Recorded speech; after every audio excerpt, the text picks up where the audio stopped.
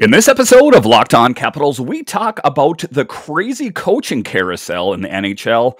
It seems like that is the motto nowadays. If a coach doesn't do well in one team, let's just put him to another team. Is that really a formula for success? Let's talk about that next on this edition of Locked On Capitals. Locked On Capitals, your daily podcast on the Washington Capitals. Part of the Locked On Podcast Network, your team every day.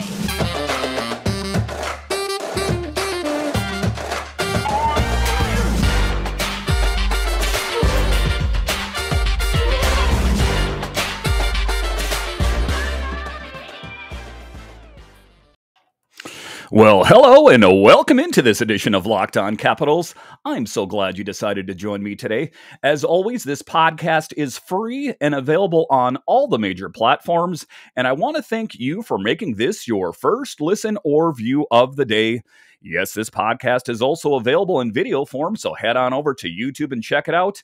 And when you're on YouTube, make sure and hit that subscribe button. And if you like the videos, hit the thumbs up button. It really helps grow the channel. My name is Dan Holney. You can find me on Twitter. It's at DanCaps218. You can find the show on Twitter. It's at Locked On Caps. So in this edition, that is what we are talking about, the crazy coaching carousel. And where do all these new coaches fall? And how long will they have their jobs? We'll talk about that. But first, today's episode is brought to you by BetOnline. BetOnline has you covered this season with more props, odds, and lines than ever before. BetOnline, where the game starts. So it does seem like kind of an odd model that the NHL has in all of professional sports, really, where it seems like the coach is always the fall guy. If things don't go well, you got to get rid of the head coach. And I think that a lot of times that has to do with the general manager trying to save face. You know, he has to answer to ownership and saying, you know, your team had a poor performance last year. What are you going to do to rectify that situation? And oftentimes I think that that's what they do is they say, head coach, get out of here. And then they report back to ownership and say, there you go. I took care of that problem. I got rid of the head coach. But the problem is you have a lot of these coaches that get jostled from one team to another. And are they really the best coaches for the teams at the end of the day if they don't work on the previous team? I guess a lot could be said as if, you know, it was a poor lineup or poor ownership or just a poor chemistry in the locker room. But let's dig into that a little bit more in today's episode. This I saw on the Bleacher Report they were talking about. With 10 head coaches hires this summer, we asked readers to give us their predictions, opinions, and overall thoughts on the moves made behind the benches before we get started with some coaching. So let's recap on all of the moves. And one of the big moves that took place was the Boston Bruins fired coach Bruce Cassidy and hired former Dallas coach Jim Montgomery. Cassidy was quickly hired to coach the Vegas Golden Knights. And it seems like if you want to just take a look at the Vegas Golden Knights, for example, there is zero room for failure on that team. It just seems like that team has been in the league since, 2018? And there has since been zero room for failure. If they have one poor season, head coach, you get out of here. And I think in the process that they've gotten rid of some really good coaches. And I think that, you know, between that and the questionable decisions that they've made at the GM level, getting rid of different players. And I think that ultimately what is ailing the Golden Knights is they've upset the chemistry so much. They've constantly been changing the head coach that they never get that to solidify that lineup. They don't get that voice of the head coach to say, this is how things are going to go. So subsequently, that team is always in kind of a case or, turmoil and an upheaval. They never really seem to find their way. And I think that, you know, like I say, oftentimes it's better to kind of just to stick with one coach for a while. I mean, if you have a coach and you finish in the last place, start, putting the magnifying glass on that. Really take the face off the clock and look at the gears and say, what went wrong? Was it the head coach? Was it the players? Was it the GM? Whatever the case may be, don't always necessarily make the head coach the first person that you kick out. Another one, the Chicago Blackhawks replace interim coach Derek King with Luke Richardson and a former Montreal Canadiens assistant coach. And I'm not really sure, guys, what's going on in Chicago here. It does seem like a bunch of interesting moves that have taken place. You know, they got rid of DeBrincat, they got rid of Andre Fleury, they got rid of Dylan Strome. It really seems like a team, you know, as odd as it is to say, it almost seems like they're trying to tank next season.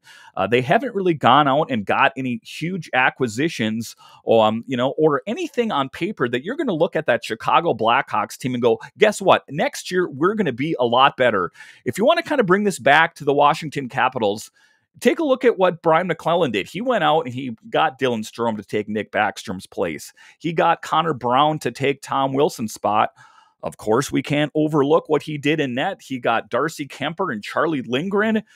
Plus, he also solidified by getting journeyman Gustafson. You know, I think that if you want to take a look at a blueprint of something that the Capitals or something that the NHL did right as a whole, take a look at what the Washington Capitals did. You know, there was a lot of people that said, you know, they had a poor season, another first round exit. Peter Laviolette, you got to get the axe. Well, that is not the case. You know, I think that Brian McClellan had the foresight to take a look at it and say, you know what, this was a season that was kind of plagued with injuries. And, you know, it wasn't necessarily Peter Laviolette's fault. There was a bit of circumstantial problems that were going on. They had, you know, inconsistencies in net all season. At the end of the day, there was only so much that Peter Laviolette could do. But what I'm trying to talk about, how we can bring this back to the Washington Capitals, because this is a Washington Capitals podcast, is A+ marks for Brian McClellan doing the right thing, not just doing the easy thing by going, Peter Laviolette, you're out of here, and we're going to plug and play some one of these other guys in the carousel. It's not always the right move. And I know that, you know, as the fan base, you know, you can get angry and you can get upset. And hey, I cover this team and I know more than anyone, or just as well as the other fans, I'm a fan at the end of the day, is the frustration. Another first round exit. Been there before, seen it. But taking a look at what the Capitals did and Brian McClellan and just kind of saying, let's slow things down a little bit. Things are going to be okay. And not be so hasty to pull that trigger and go, head coach, you're out. You know, I think that ultimately, if you end up doing that, then you have to start replacing the GM and kind of questioning their competence at the end of the day. Are they the right coach or the right GM for the job? Because if your first reaction is to fire the head coach, I think you need to maybe look a little bit more internally. Are you drafting well? Take a look at the guy who's in charge of the draft. Are you giving up a bunch of draft picks constantly for win now mode?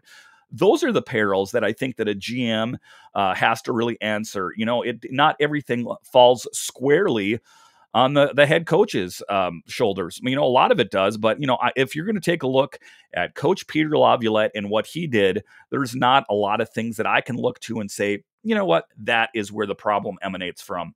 All right, so after the break, we are going to continue to talk about the coaching carousel in the NHL. And is it really the right thing to do? We'll talk about that next.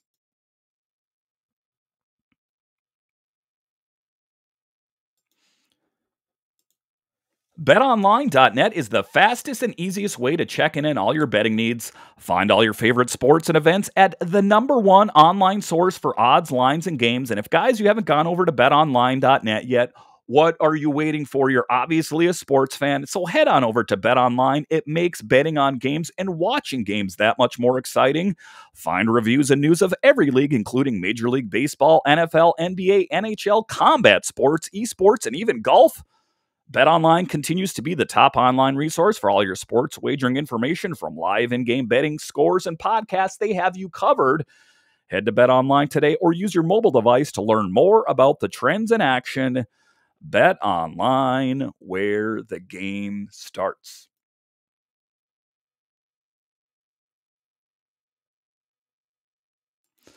All right, welcome back to this edition of Locked On Capitals as we keep blazing through the summer, and you can see training camp down the football field. I can see it down there. We are slowly making our way to training camp and bringing you all the latest and updated news on your Washington Capitals. The next one, with contract up, Rick Bowness stepped away from the Dallas Stars after the team was eliminated in the first round of the Stanley Cup playoffs. He was replaced by Peter DeBoer, who had recently been fired by the Vegas Golden Knights. Bowness went to the Winnipeg Jets to replace interim coach Dave Laurie. Now, this is another one of the ones that I'm talking about. Peter DeBoer, How many different teams have we seen Peter DeBoer on? Let me kind of recall just off the top of my head. I can remember him being the head coach of the New Jersey Devils. I can remember him being the head coach of the Vegas Golden Knights and now the Stars. And I know there's some other ones in between there, but those are just off the top of my head. And, you got to, take a look at someone like Peter DeBoer. And at the end of the day, is he just like, well, this is how it is? Or does he ever start to look internally and going, am I a bad coach or am I just a victim of circumstance? Ultimately, I don't think that Peter DeBoer is a bad coach. Is he going to be the one that's going to take the Dallas Stars to the next level? I'm not so sure, but I think if you take a look at the Dallas Stars in particular, they were kind of a bubble team as they head into the playoffs. There are a lot of great players on that team that on paper, if you take a look at the sketch of the Dallas Stars, if someone handed you a piece of paper and said, this is what I came up with the Dallas Stars, you think this is going to work? I would say, it looks pretty good. I mean, I think that you could do better. But I think that the Dallas Stars are a team that, they kind of always do a pretty decent job. And it's going to be interesting to see how DeBoer does there. Again, he's another one that gets jostled around from one team to another, and, kind of throwing the gum to the wall and seeing if it sticks. And is it going to work? I don't know. Then you take Bonus, who went to the Winnipeg Jets. And, if you take a look at the Winnipeg Jets, that is a bit of an interesting situation. If you've ever been to Winnipeg, and I've been there several times to watch the Capitals play. And personally, I come from a small town, so going to Winnipeg, I actually like going there. It's a nice little kind of small city feeling to it. But if you are someone that is used to coming from a major metropolitan area, I could see a bit, your reservation to going there. They don't have a major airport. They don't have a freeway, for example, that goes through the city. But they do. It's not like it's a one stoplight town. I mean, it's a big metropolitan area. And I just think that, they have a hard time attracting players there that want to play there, because it seems like, when players are in Winnipeg, after a while, they're like, I want out of here. If you take a look at the facility, the arena that they play at, it's a pretty decent arena. And I got to say, one of the loudest I've ever been at. Subsequently, it's also one of the smallest arenas, but that Winnipeg fan base is there. They are with the Jets fans. I looked around, and every time I see them play, and to be honest with you, the 3-4 times I saw the Capitals play in Winnipeg, the Capitals lost every time. So I know that Winnipeg hasn't been playing well as of late. Do I think that the Winnipeg Jets would have been a lot better with Barry Trotz? Absolutely. You take a look at Barry Trotz, another example of a guy that's been jostled around from one team to another. But I think that, if you take a look at Barry Trotz, he has a pedigree of winning. You take a look at what he did with the Predators, a pretty decent job. I know that they never really got to the mark where they wanted to. Look at what he did with the Washington Capitals. Oh, Stanley Cup winner. That's a pretty big accomplishment. That's a good feather in your hat. And then he went on to the Islanders. And the Islanders, come on, let's get real with the Islanders. I am not sure what's going on there with that team. You can take a look at them and go, they didn't make it as far as that they should have gone. But ultimately, how much of that was on Barry Trotz's shoulders? I don't think that a lot of that was on Barry Trotz's shoulders. You want to know what I think was one of the big things in the New York Islanders situation was COVID. COVID was a huge issue with the Islanders. Now, I know you're saying, well, COVID affected all the teams. They had many games that were canceled, series canceled, and, they never were able to get a really good footing and make some good progress. So just kind of bringing this back to the Capitals, since Barry Trotz was one of the head coaches, is another one that was a victim of the coaching carousel. Do I think the Washington Capitals should have fired Barry Trotz? No. But do I think they did the right thing by hiring Peter Laviolette? Yes. Do I think that they realized hindsight 2020 that hiring Todd Reirden as a head coach was a mistake? Yes. So if you can learn from your mistakes, I think that that's the biggest part of progress, is trying to learn from your mistakes. And I think that, you take a look at Peter Laviolette and what he's done, you got to give him good marks at the end of the day. I don't look at anything that he's done glaringly as a bad thing. But, just like I say, kind of just talking about the coaching carousel, we're going to kind of move around the NHL a little bit in this episode. But, from time to time in this episode, I'm going to bring it back to Washington. And just kind of take a look at some of the mistakes that the Capitals have made and some teams around the NHL have made. and try to learn from those mistakes. Number one I've talked about so far is the Vegas Golden Knights. You need to stand pat with what you have in head coach for a while. Make a good assessment and a good hiring and just sit on that for a while, because I think, they take a look at Vegas and they're like, we need to win. So, we got to keep changing the coach. Stop doing that. Dallas Stars, another one. I think that Dallas made a change for change's sake. And is Peter DeBoer going to be the right guy in Dallas? I guess that remains to be seen. All right. So moving on here, Steve Yzerman turned to the coach he worked with in Tampa Bay, tabbing former Lightning assistant coach Derek Lalonde to coach the Detroit Red Wings. Lalonde replaced Jeff Blashill, who failed to lead Detroit to a winning record outside of his first year with the team. Okay, so this is an example to me of a good decision, because the Red Wings went with that head coaching lineup there for some time. He had the same head coach and assistants for some time, and ultimately didn't get that team where they wanted to go. Now, if you take a look at the Detroit Red Wings, they are a team that has kind of wandered out in the wilderness for some time. But if you've paid attention to the tactful moves that the GM in Detroit has made, I think that the Red Wings are poised to be a really great team in the future. Is it going to be next year? I'm not so sure. But some of the moves and acquisitions that they've made lead me to believe that the Detroit Red Wings going forward are going to be a lot better. They have Jacob Vrana on the team, Jakob Vrana, if you will. And I think, that was with the Mantha trade, hindsight 2020. I agree with it. It never really seems like Vrana caught any traction in Washington. I know he was beloved and a part of the 2018 Stanley Cup and just a really nice guy at the end of the day. But nice guys don't win games. Not to say that Anthony Mantha is not a nice guy. He's a great guy. But, I think that the Detroit Red Wings are poised to do bigger and better things. And they're going to do that with the likes of young talent, Jacob Vrana. If you take a look at how he's flourishing on that team, sometimes it's just a change in zip code can make all the difference in the world. I think that is true with Andrei Burakovsky. Take a look at him. Done a great job since he left Washington. Not to say anything disparaging about the Capitals, but sometimes certain players do well in different situations, different than what they have. And, subsequently, there's been players that have played poorly on their other team and come to Washington and played well. Take a look at Kempny, for example. I know he didn't play well towards the end, but when he first came to this team, did a good job. Take a look at Nick Jensen, for example.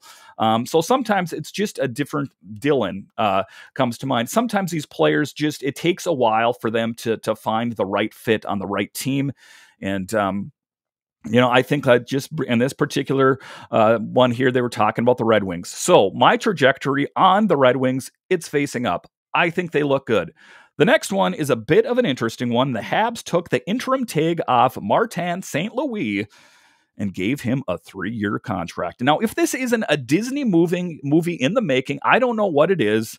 I know what his resume is in the NHL, and it's great. He was a great player, but take a look at his coaching resume, how he went from where he was to the head coach of the Montreal Canadiens, one of the marquee teams in the NHL, one of the originals, and they gave him that job. It is a bit interesting. Does that put the Canadiens, the Habs, in a good position to do well next year? I guess it remains to be seen. But an interesting move. He had kind of so-so results. They ended up going out and getting a great draft pick there.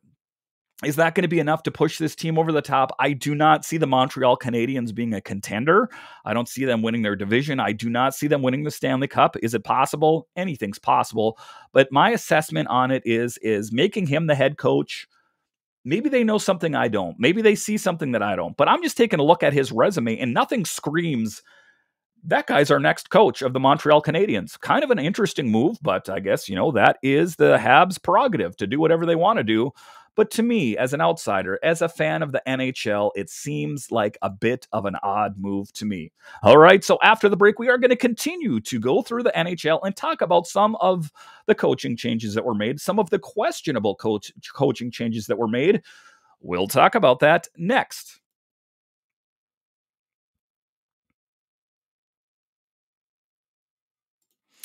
All right, welcome back to this edition of Locked On Capitals, where it's your team every day.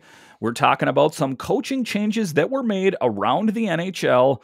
The Florida Panthers replaced Jack Adams finalist Andrew Burnett with Paul Maurice.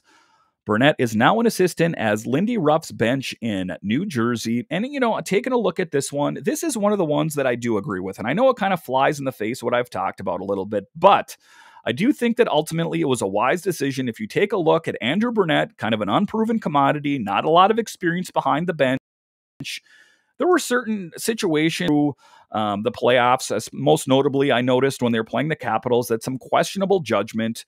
So to bring in a seasoned veteran coach like Paul Maurice makes really good sense for me. So I give the Florida Panthers A+ marks. I've always kind of liked Paul Maurice. He did the best that he could do and got some really good years out of the Winnipeg Jets while he was the head coach there. But if he is going to, continue to have that kind of success in Florida remains to be seen. They have Tkachuk on that team. They lost Huberdeau. They lost Weegar. A lot of uncertainty around Florida, so I guess it's going to remain to be seen what they're able to whip together in that Florida Panthers pot. The Edmonton Oilers took the interim tag off Jay Woodcroft and extended him for 3 years. And God love the Edmonton Oilers. It seems like that team is always poised. It's right in their grasp to go to the next level, and they don't do it. And, they have the makings of it. They have McDavid on and Draisaitl, and they're just loaded up there. Why can they never put together a really, really deep push or a Stanley Cup win? That is another team where if you sketch that out and showed me on a piece of paper, I would say, yep, that looks good. I think that team is poised to do a really great job. Let's go ahead with that. Whatever reason, the McDavid, the Draisaitl, the Nugent Hopkins, that is an all-star team in the making. What is their Achilles heel on that team? Knee-jerk reaction, net minding. They never, ever, never, ever they go out and they get the Nugent Hopkins and all these big players, but they never get that big name netminder. And I know that they had some pretty good results in net this year, but they need that elite level netminder. What am I talking about, Capitals fans that's watching this? A Braden Holtby of 2018 netminder. If they had that kind of netminder in Edmonton next year, I'm gonna make them a favor to win the Stanley Cup. I'm gonna do it. But they never have that elite level netminder. So that, I know that, they're not listening to me and what I have to say, and I'm sure I'm not saying anything too novel if you're an Edmonton fan, but they need to address the netminding situation and get an elite level netminder up in Edmonton, and I think that you could do some great things up there. The San Jose Sharks replaced Bob Boughner with former New York Rangers coach David Quinn. The Sharks, perennially a good team. If you take a look back now, the last couple years, no, not so much. But if you remember the one team that gave the Washington Capitals fits on the West Coast trips, not last year, the year before, but, several years before that, were the San Jose Sharks. Always, pretty solid team, especially when they were playing at the Shark Tank. I actually went and saw them one time out in San Jose, another small venue, but a really fan base that's really into their team. And the Sharks are a good team. Maybe them switching to David Quinn will be the secret sauce to the San Jose Sharks casserole. I hope that it is because, it's a pretty good team. And taking a look at what they've done, I think that they're in a good position to do bigger and better things. They got rid of some bigger players, so some questionable moves, but I think on paper, they are poised to do a pretty good job. The Philadelphia Flyers fired interim coach Mike Yeo and replaced him with John Tortorella. Now, Mike Yeo is a coach that has never really seemed to gain traction. He was the head coach for the Minnesota Wild for years and had kind of so-so success, but never any real great success. Not the success that Dean Evison has had in Minnesota, for example, but Mike Yeo, I think, some guys are good head coaches, some guys are good assistant coaches. I think that Mike Yeo is one of the guys that he's a good assistant coach. He is not a great head coach. So for them to go out and do that and sign John Tortorella, I know this is going to be kind of a polarizing thing. I like John Tortorella. He gets results. He's fun to watch. He's passionate. I love watching players and head coaches that are passionate. If his team loses, he is upset. And I like that. He's a guy and he's not afraid of mixing it up with the press a little bit and his players and just, telling them how it is. Now, the perils of doing that is you burn out your players. The players get sick of playing for you, and ultimately you lose the locker room. I get that. But if he can take that team and kind of focus them and push them in the right direction, I think that, at least in the next couple of years, it'll push them in the right direction to do bigger and better things. I don't want the Flyers to do well. They play in the Capitals division, but I'm just talking about a fan of the NHL. NHL. I think that John Tortorella was the right fix. I don't think that they have the right players on the team to necessarily, get them deep in the playoffs or even into the playoffs next year. But I think that in the next coming years, I think that John Tortorella is the right guy to pull the strings and push the buttons or whatever you're saying you want to say and put them in the right direction because he has experience. He has a good track record. And, there's a lot of people that say, I don't like him because he's a jerk. And, I can hear that. But for me, as a person, his kind of attitude resonates with me. I like the kind of guy that he is. He's not afraid of getting in your face and telling you what he thinks. And a lot of times he gets results. So I give the Philadelphia Flyers A+ marks because I'm a Torts fan at the end of the day. I do like John Tortorella, and that's my prerogative, I guess you could say. So this has been this edition of Locked On Capitals. I want to thank you for joining me today. My name is Dan Homey on Locked On Capitals, where it's your team every day. Thank you for making Locked On Capitals your first listen every day. Now make your second listen Locked On NHL. Locked On experts give you a daily 30-minute podcast on all things NHL all year long. Stay up to date on everything in the hockey world. Locked On NHL, your daily 30-minute NHL podcast. So once again, thank you for joining me on this edition of Locked On Capitals. It's been a lot of fun talking hockey with you guys through the summer, and I will continue to do that until the training camps start, and then we can focus exclusively on the Washington Capitals. We can kind of stop talking about all the things that are going around the NHL and laser focus in on the Capitals and what's going on with them. So once again, thank you for joining me, and I'll talk to you again next time.